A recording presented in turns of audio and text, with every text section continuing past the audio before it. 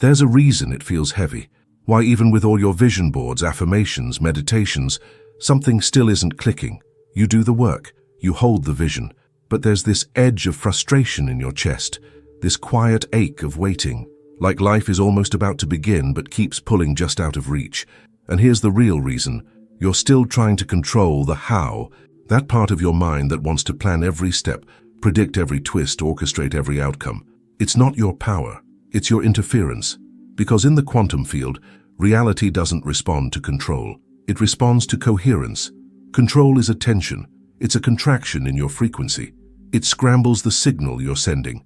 Imagine trying to broadcast a song on the radio while constantly twisting the dial. Static, distortion, mixed signals. That's what control does to your manifestations. The more you micromanage the path, the more noise you add to your frequency. Not because you're doing it wrong, but because the signal of "I must figure it out" is rooted in fear. Fear that it won't happen. Fear that it's up to you to make it happen. And fear, in the language of the quantum, is incoherence. Think of a flower. It doesn't control the bloom. It doesn't map out the rain, the sunlight, the soil chemistry. It simply responds intelligently, intimately to its environment. It opens when the conditions resonate, and so must we. But when we grip the how, we freeze our field. We stop responding. We start rehearsing. And in that performance, we lose the frequency of our truth. You see, the quantum field isn't linear. It's not asking you to build a ladder up to your desire. It's asking you to become a match, not by doing, by being. But being is terrifying when you've learned to equate stillness with danger. When your nervous system has been trained to believe that surrender means failure, or that letting go means losing everything. This is not your fault. It's programming, generations of survival etched into your cells. And yet here you are awakening, feeling the tension between the part of you that wants to leap into trust and the part still clinging to the illusion of control. That tug of war is the block, not the universe, not your timeline, the grip itself. And the grip is subtle. It sounds like "I just need a sign," or "I need to know what to do next." It wears the costume of logic and responsibility. But underneath, it's still the voice of fear. It's still saying, "I don't trust it will come unless I manage it." And that belief, that vibration, is what the field mirrors back to you.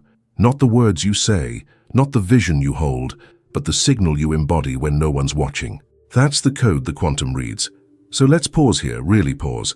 Feel into the places where you've been holding too tightly, where the mental noise of how has overridden the silence of knowing, where your desire has become a project instead of a prayer. Can you sense that weight, that subtle tension in the chest or throat or jaw? That is the residue of control, and when we keep living from that residue, we manifest more of it.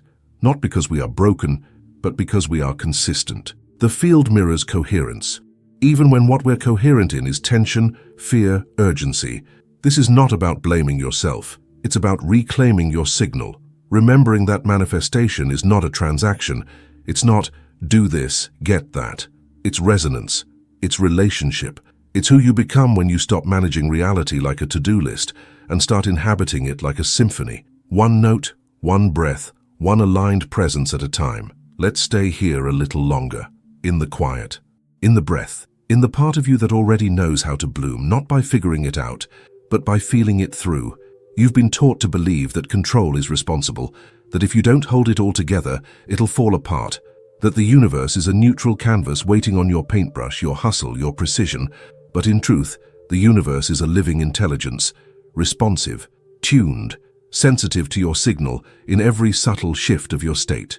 And when your state is laced with pressure, when the frequency beneath your actions is tight, grasping, impatient, you send a message you don't mean to send, a message of misalignment, of dissonance, of "I don't believe this can come without my grip." The quantum doesn't respond to your effort. It responds to your essence, and your essence, when truly felt, when gently embodied, doesn't need to strategize. It magnetizes, because it is already whole, already enough. And wholeness is irresistible to the field.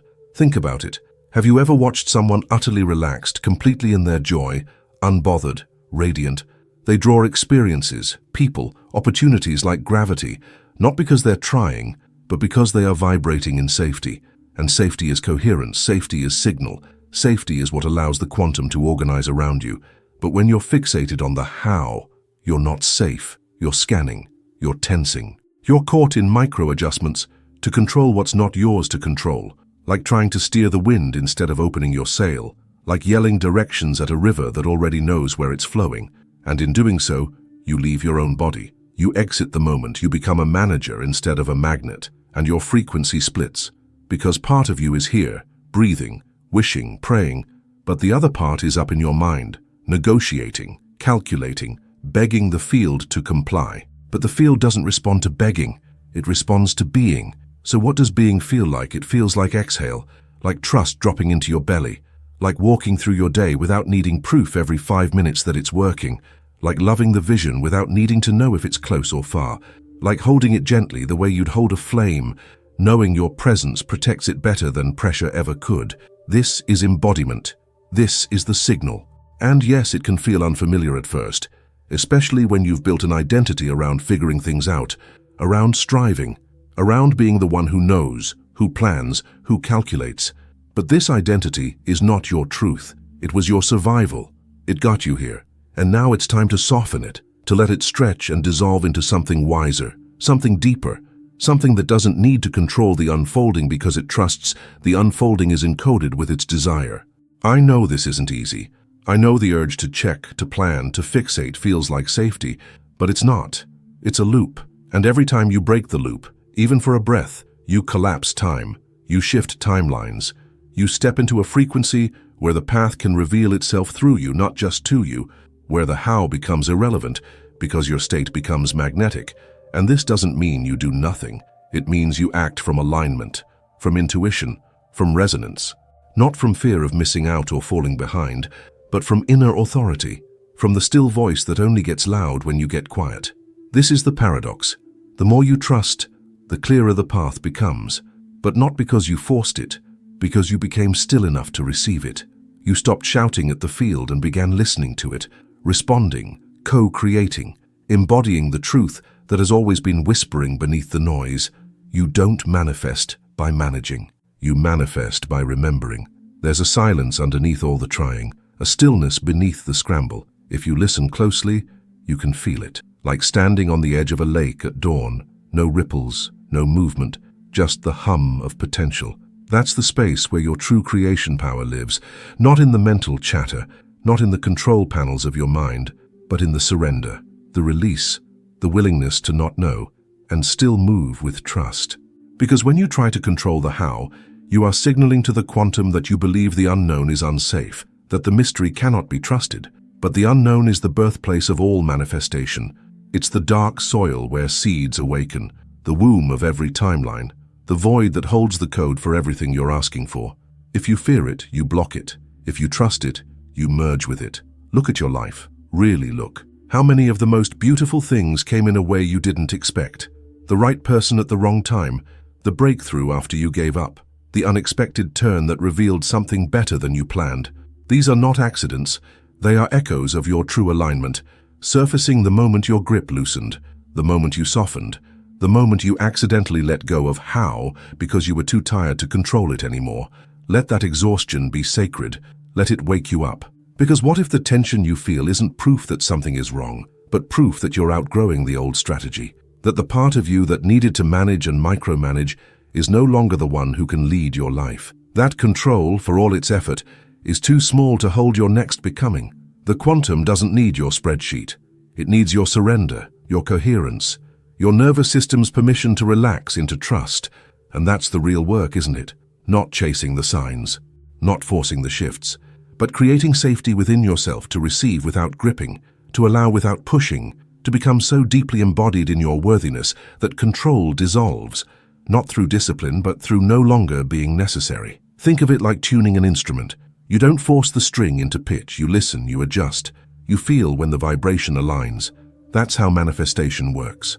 Not by yelling at the field to obey your plan, but by becoming the frequency that the plan can't help but respond to, not with strain, with sound, with song, with subtle, sovereign resonance.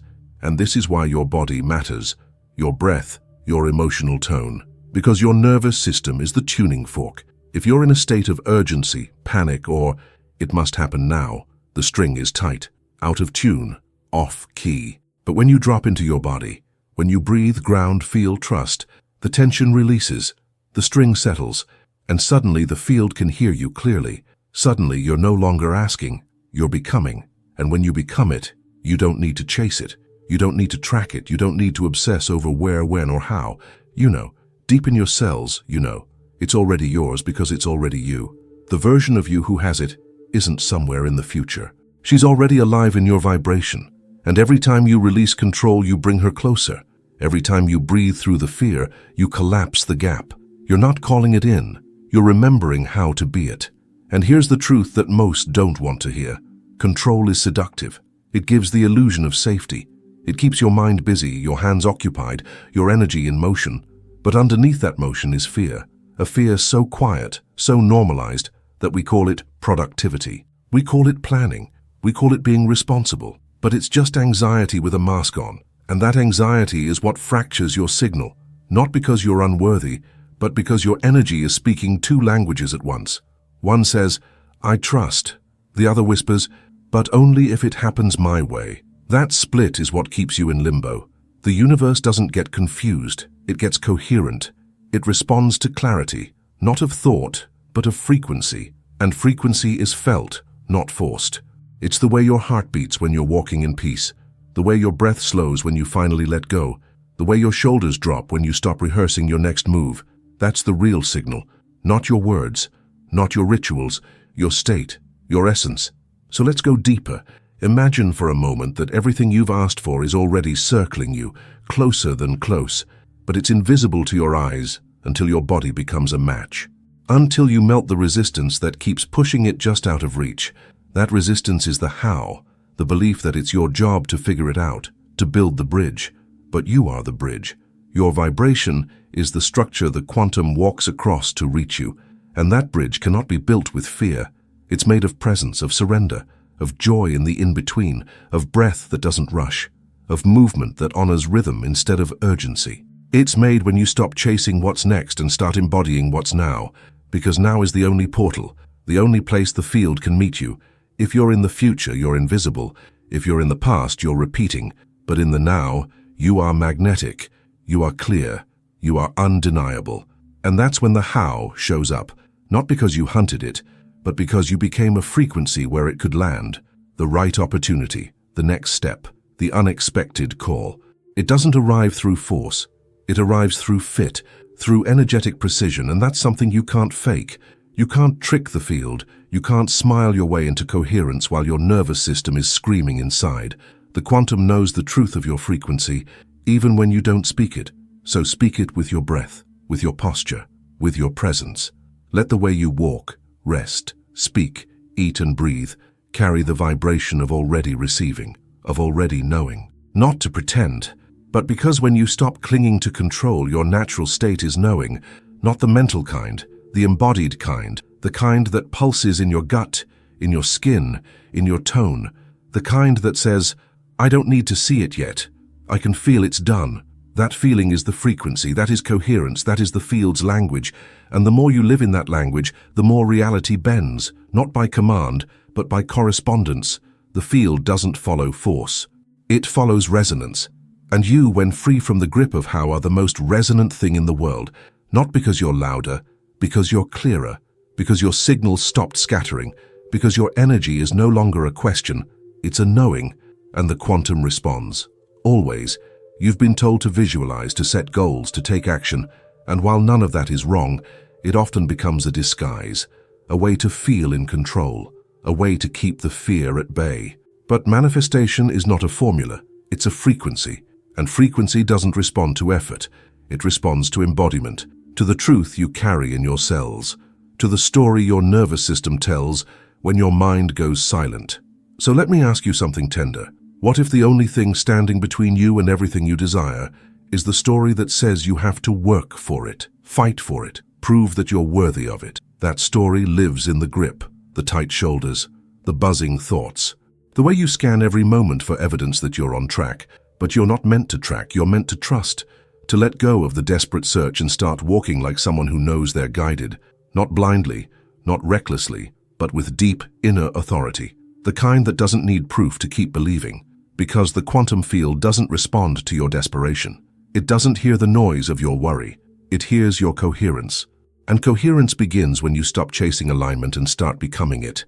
Not one day, now, in the smallest choices, in how you breathe while you wait, in how you speak when no one's listening, in how you rest without guilt, in how you show up for your life like you already know it's happening. Think about that. How would you move if you knew it was already done? If you could feel the future collapsing into the now? That's the posture of magnetism. That's the stance of surrender. Not a giving up, a leaning in, a deep bow to the wisdom of the field that sees what your mind cannot, that orchestrates synchronicities with elegance you could never strategize. And yes, your mind will resist. It will shout that you're being irresponsible, that if you don't control it, it won't happen, that if you don't know the steps, you'll lose the chance. But those are echoes of an old paradigm, one where manifestation was about willpower, not vibration. You are not here to muscle your way into timelines. You are here to merge with them, to become so vibrationally aligned that reality has no choice but to reorganize. And here's the beauty. You don't need to know how. You only need to know who. Who are you being? Who are you becoming? Not in theory, in energy, because that version of you already exists. She's not waiting in the future. She's vibrating on a different frequency, and every time you release control, you rise to meet her. This is identity shift. This is embodiment as the bridge, and sometimes it looks quiet, invisible, internal, like choosing to believe before the evidence, like moving gently when everything screams for urgency, like trusting your inner pulse more than the outer pressure. This is how the quantum responds, not through formulas, through fidelity, to your essence, your truth, your coherence. So right now, take a breath, deeper than you usually do, not to calm yourself, to return to yourself, to the version of you who doesn't ask, how will this happen, but lives in the knowing. It's already unfolding, and I am the frequency that calls it in. That version lives here, beneath the noise, beneath the grip, beneath the stories of control. Can you feel her rising? She's been there all along. The version of you who trusts without tension, who moves without needing to chase, who speaks without trying to convince, who wakes up with peace, not because everything is figured out, but because nothing needs to be. She knows the rhythm of becoming. She doesn't rush it. She doesn't squeeze the timeline or beg for signs. She walks like it's already hers. And that walk, slow, sovereign, surrendered, is the activation. This is the forgotten art of receiving, not the passive kind, the powerful kind, the kind that requires a steady nervous system, an open heart, a willingness to feel safe without knowing.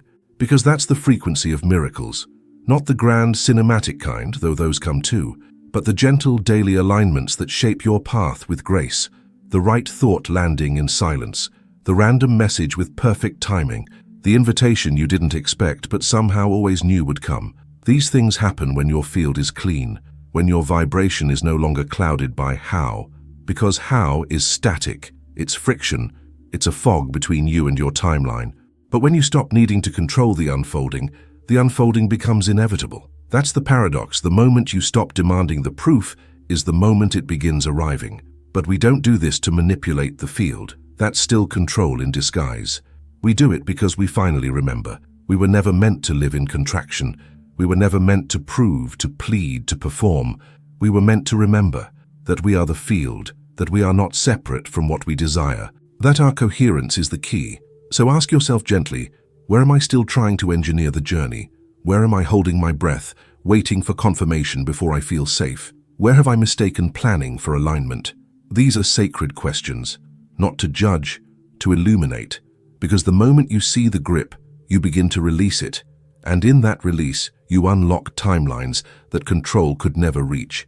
It's not about doing more, it's about tuning deeper, feeling where your energy says one thing while your mouth says another, noticing the subtle misalignment between your actions and your essence, and then, without shame, bringing yourself back into coherence, not by fixing, by remembering that your power is not in the plan, it's in the presence, the soft, steady hum of trust in your belly, the way your breath carries your belief, the way your body leads before your mind catches up. And this is what shifts your field. Not affirmations spoken from anxiety, but embodiment lived from alignment. The kind of alignment that doesn't beg for reassurance, it becomes the reassurance. The kind that doesn't ask, when will it happen, but lives the answer, It already is. And when you start living from that place, the how becomes irrelevant, because the how begins to show up through you.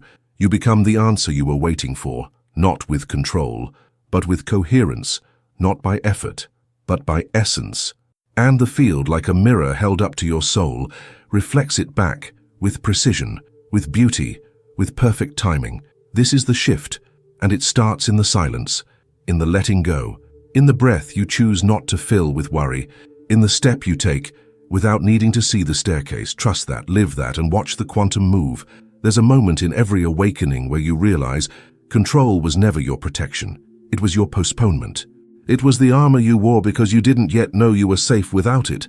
But now you're remembering. That protection isn't something you build with strategy. It's something you feel when you return to your body, when your nervous system is no longer bracing for impact, when your heart is no longer scanning for proof, but pulsing with knowing. This is where your power lives, not in the control tower of your mind, but in the grounded pulse of your being. And I want you to feel that right now, right here.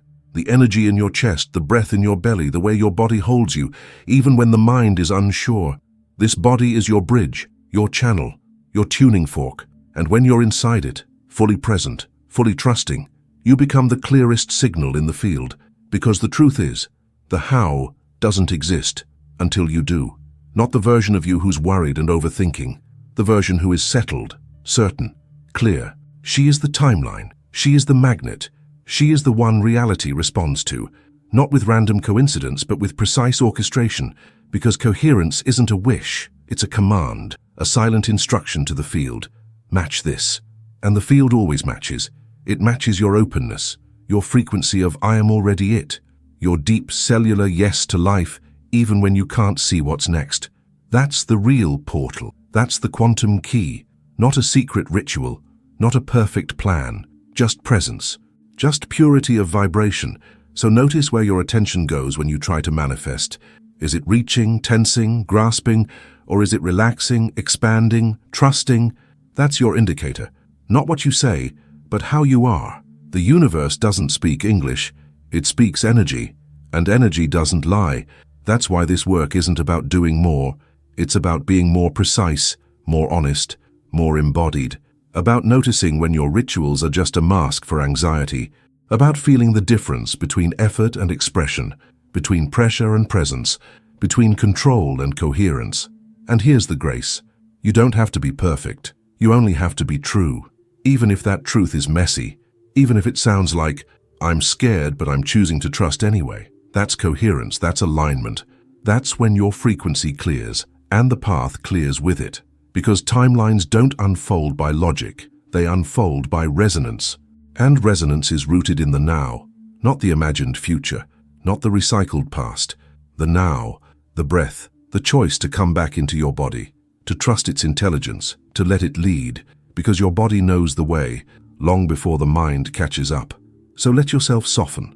Let yourself be seen by the field as you are, not as you think you need to be. Let your essence become the strategy.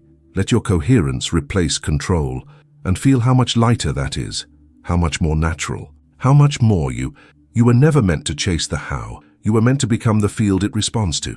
And now, here you are, closer than you've ever been, not because something outside of you has changed, but because you have. You've softened the grip. You've heard the signal beneath the noise.